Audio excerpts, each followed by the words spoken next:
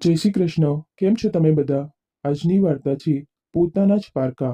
તો ચાલો આજની વાર્તા શરૂ કરીએ. અરે ભાઈ સાંભળો, આ દ્વારકા સ્ટેશન અહીંથી કેટલું દૂર પડશે? તમે અમને ત્યાં સુધી મૂકી જશો? ચિંતા ના કરશો. ભલે અમે પહેલી વાર આવ્યા હોઈએ, પણ અમે તમને પૂરા પૈસા આપી દઈશું. તો બોલો, ચાલશો? શર્માજી ટ્રેનમાંથી ઉતરીને ટેક્સીવાળાને પૂછે છે.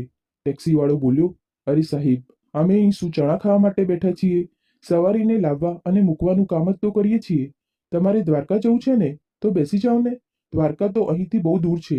આવો, બેસી જાઓ અને મીટરમાં જેટલું બતાવશે એટલું આપી દેજો. શર્માજી અને તેમના પત્ની ભાવનાબેન ખુશી ખુશી ટેક્સીમાં બેસી ગયા અને રસ્તામાં ડ્રાઈવર સાથે વાત કરવા લાગ્યા. દીકરાએ કહ્યું હતું કે સ્વૈચ્છિક નિવૃત્તિ લઈ લો અને અમારી પાસે આવીને રહો, એટલે અમે પહેલીવાર દિલ્હી આવ્યા છીએ. ટેક્સીવાળાને વૃદ્ધોની વાતો સાંભળવી પસંદ ન હતી અને તેણે પોતાનું મ્યુઝિક સિસ્ટમ ચાલુ કર્યું. થોડી વારમાં ભાવનાબેન શર્માજીને બોલ્યા, એજી, આને કહો ને થોડો અવાજ ઓછો કરે, મારું માથું દુખવા લાગ્યું છે. શર્માજી ટેક્સીવાળાને બોલ્યા, બેટા થોડો અવાજ ઓછો કરી દે, મારા પત્નીને તકલીફ થઈ રહી છે.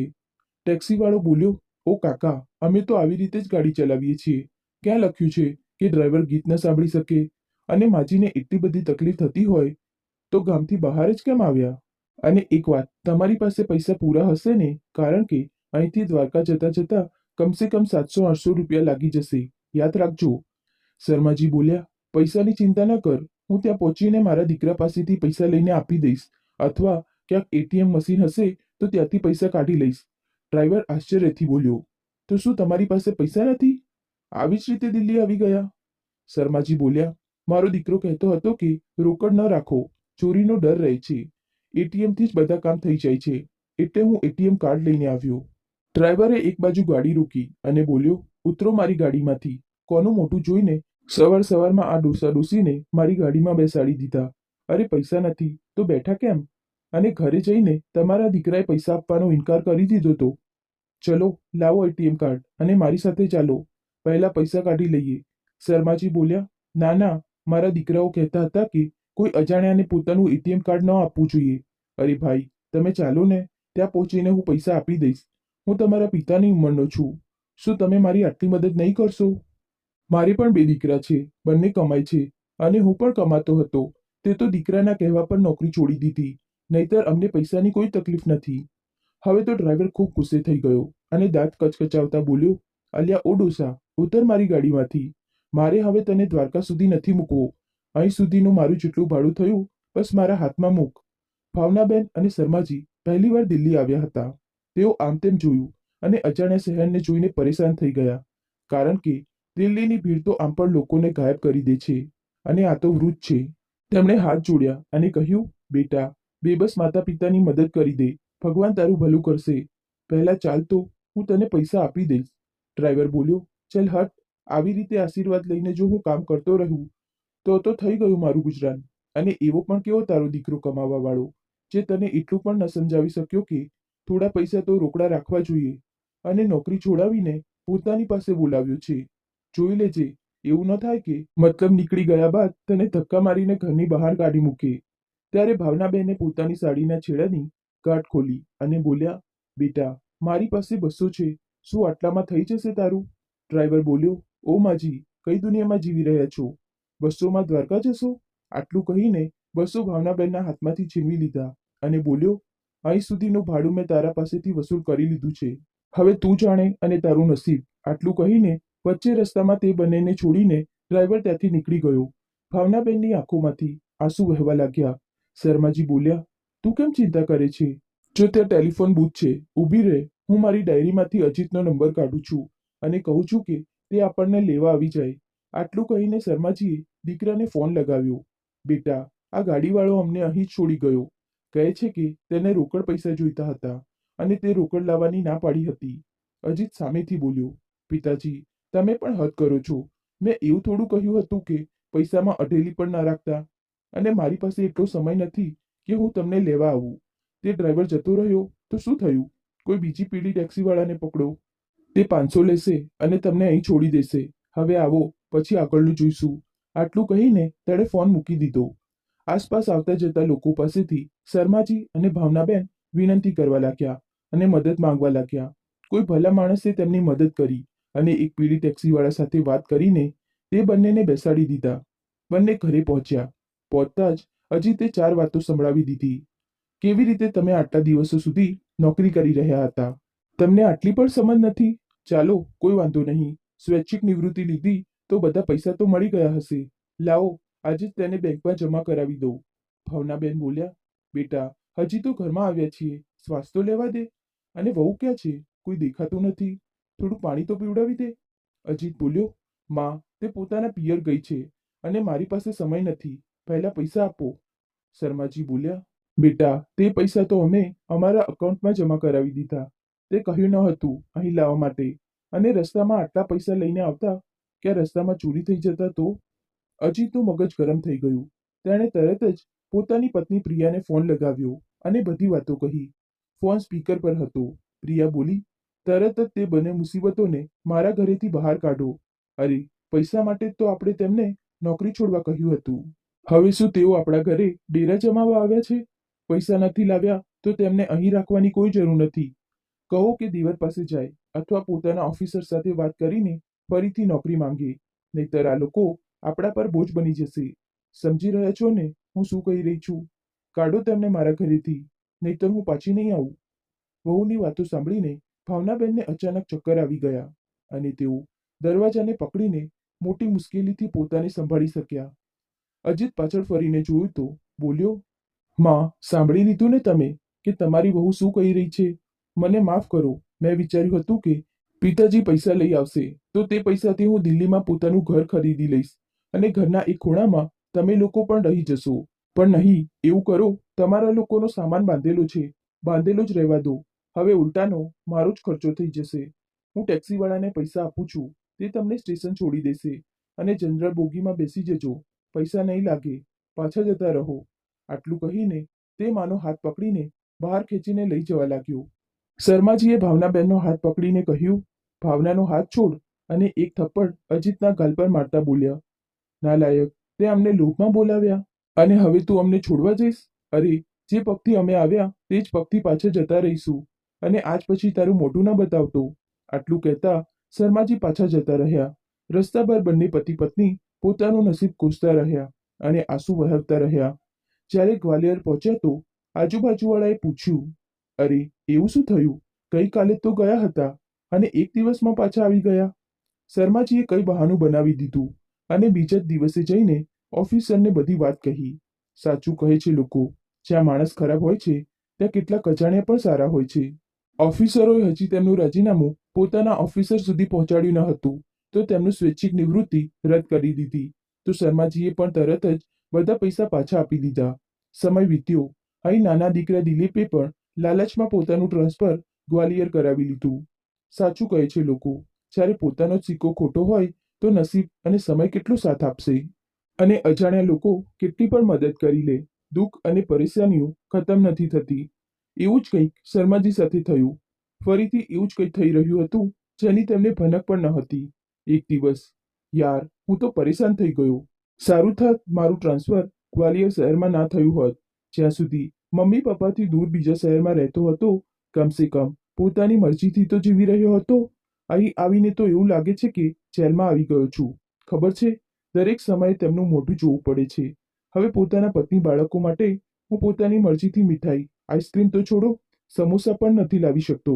કારણ કે જો લાવીશ તો તેમના માટે પણ લાવવા પડશે અને તેમને સારું ન લાગ્યું તો 4 વાતો સંભળાવશે. વિચારી રહ્યો છું કે બોસને કહીને કોઈ બીજા શહેરમાં ટ્રાન્સફર કરાવી લઉં.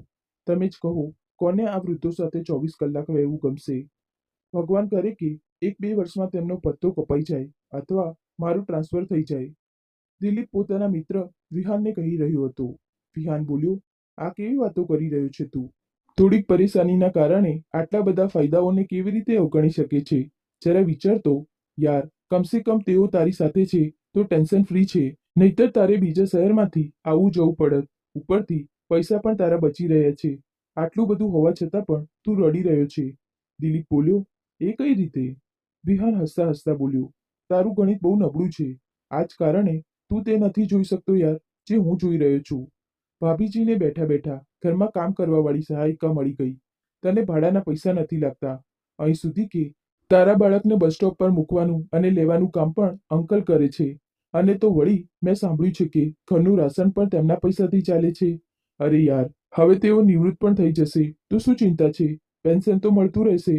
તું સાથે રહીશ તો ક્યાં તેઓ તારા પાસેથી ઘરના ખર્ચ માટે પૈસા માંગશે? આટલી બધી સુવિધાઓ માટે થોડું ઘણું જો સહન પણ કરી લે છે અને એક બે સમોસા કે મીઠાઈ મા બાપ પર ખર્ચ કરી દે છે, તો મને નથી લાગતું કે આમાં કોઈ નુકસાનનો સોદો છે. મારા તો મા બાપ કામમાંથી હલવા માટે તૈયાર નથી અને સાસુ સસરાની કેટલી વિનંતીઓ કરું છું કે અહીં આવીને રહે, પણ તેઓ પણ નથી આવી રહ્યા. દીકરીના ઘરે જઈને કેવી રીતે રહું?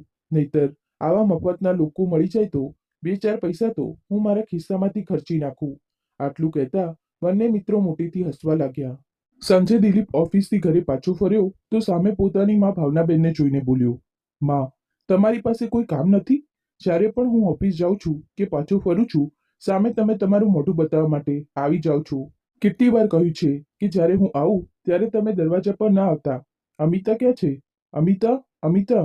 દિલીપની પત્ની અમિતા સામે આવી અને બોલી, આવી રહી છું. કેમ મારા નામની માળા જપી રહ્યા છો?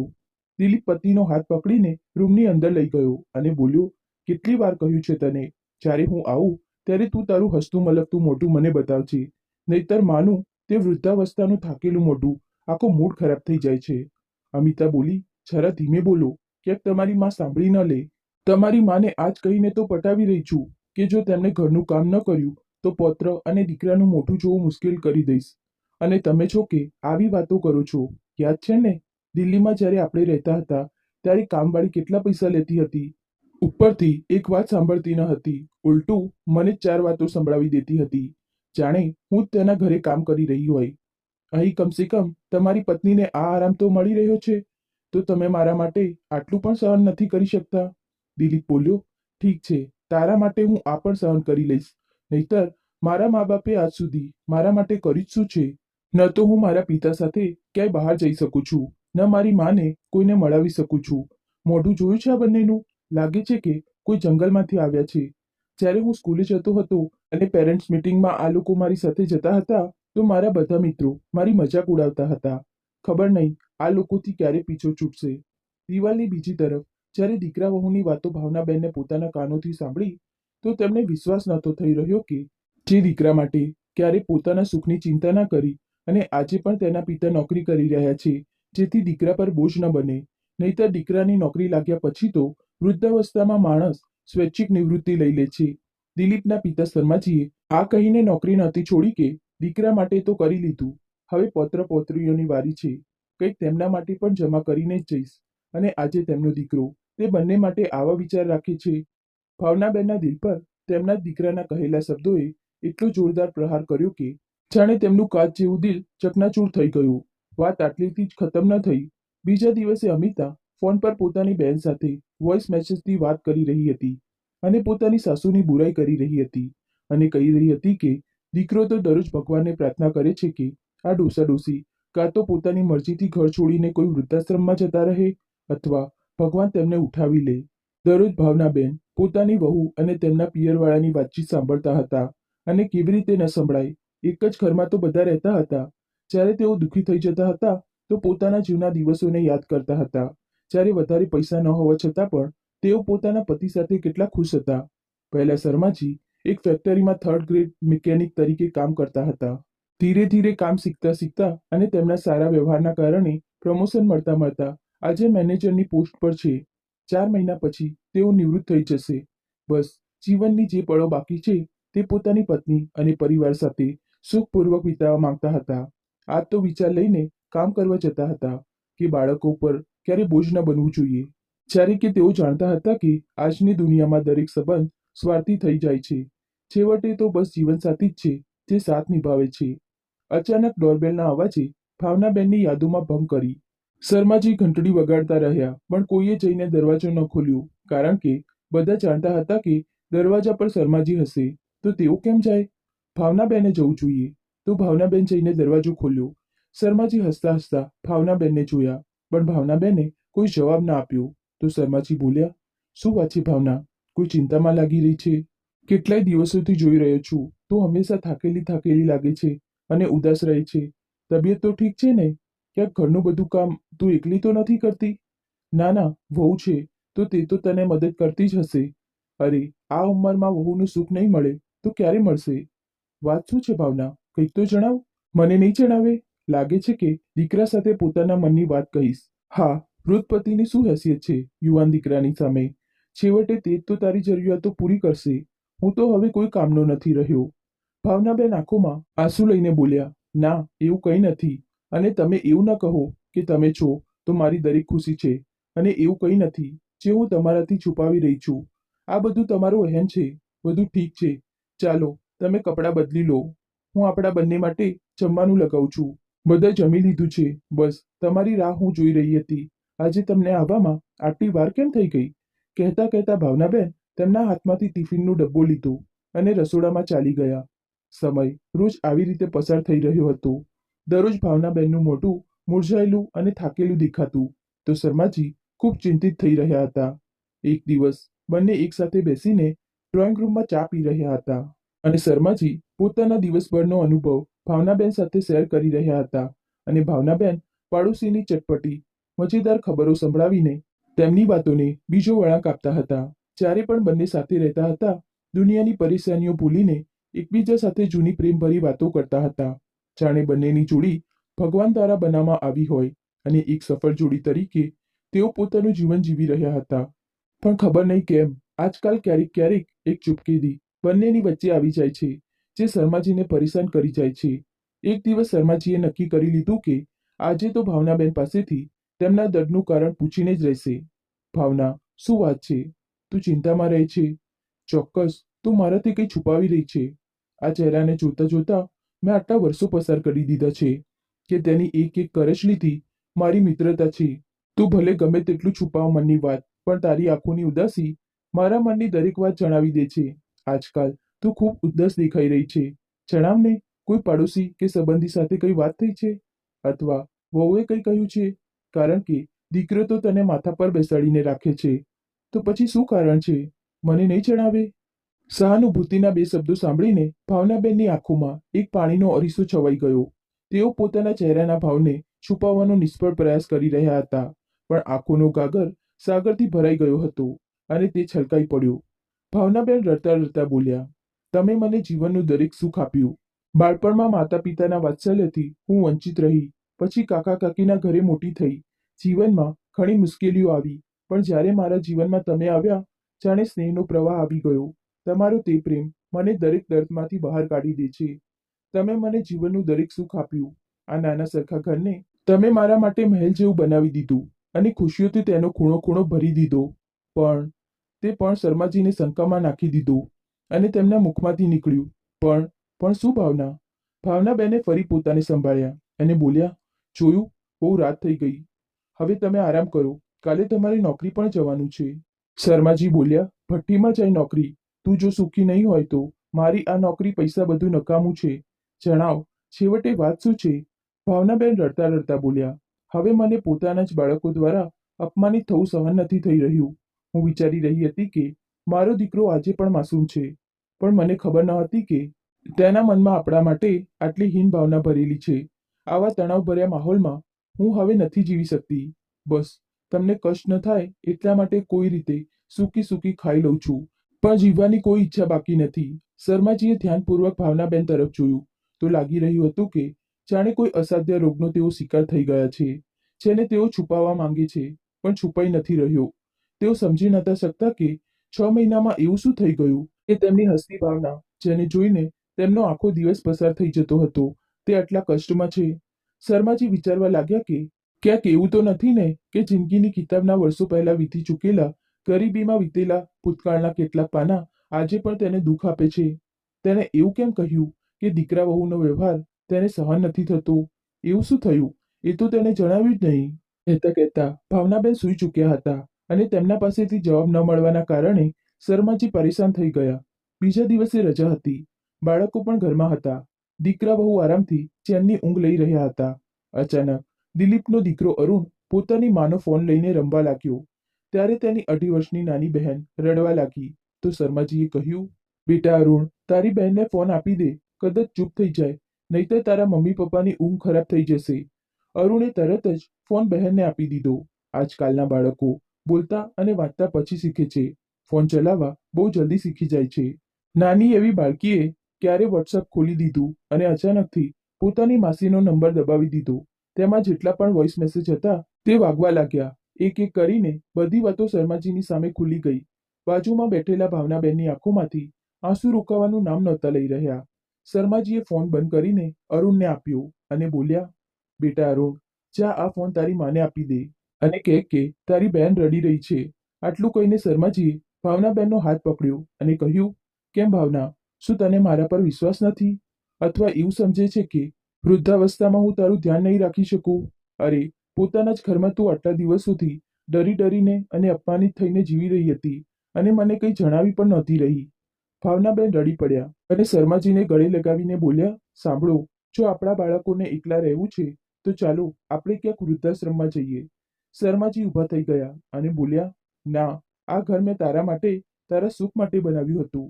જ્યારે આ ઘરમાં તને જ સુખ નથી મળતું તો હું આ ઘરનો કાયાપલટ કરી દઈશ. આ ઘરમાં રહેતા દરેક માણસને તારી ઇજ્જત કરવી પડશે. આવતા મહિને હું નિવૃત્ત થઈ રહ્યો છું. લોકો એવું ન સમજે કે હું કોઈના પર બોજ બનીશ. આટલું કહેતા શર્માજીએ ખૂબ જોરથી પોતાના દીકરાને અવાજ આપ્યો, દિલીપ, દિલીપ બહાર આવ. બહારથી પિતાનો અવાજ સાંભળીને દિલીપ આંખો ચોળતો બહાર આવ્યો અને બોલ્યો, અરે, કેમ ઘડપણમાં ગળું ફાડી રહ્યા છો? ખબર તો છે કે રવિવાર છે, તો પણ કેમ બૂમો પાડી રહ્યા છો? શું હું તમારો નોકર છું? તમને ખબર નથી કે હું કઈ પોઝિશન પર કામ કરું છું? તમારી હિંમત કેવી રીતે થઈ મારું નામ આ રીતે લેવાની? શર્માજીએ એક જોરદાર તમાચો દિલીપના ગાલ પર જડી દીધો. દિલીપ જાણે ઊંઘમાંથી જાગી ગયો. તેની આંખો ધોયા વગર જ ખુલી ગઈ હતી. તે પોતાના ગાલને પંપાળી રહ્યો હતો. ત્યારે ત્યાં અમિતા આવી. પિતાજી, મગજ તો નથી ખરાબ થઈ ગયું ને? વૃદ્ધાવસ્થામાં સઠિયાઈ ગયા છો કે શું, જે પોતાના દીકરા પર હાથ ઉઠાવી રહ્યા છો? એક હાથ જો તમારો દીકરો મૂકી દે તો તમે પાણી પણ નહીં માંગી શકો. એક તો અમે તમને આ ઘરમાં રાખી રહ્યા છીએ, ઉપરથી તમારી આટલી હિંમત? ઉઠાવો તમારો સામાન અને નીકળો આ ઘરમાંથી. ભાવનાબેન કંઈ કહેતા તે પહેલા શર્માજીએ બીજો તમાચો પોતાની વહુ અમિતાના ગાલ પર ચડી દીધો અને બોલ્યા, તારું ઘર? આ ઘર શું તારા બાપે આપ્યું છે? અરે ભાવના, તું આરામ કર.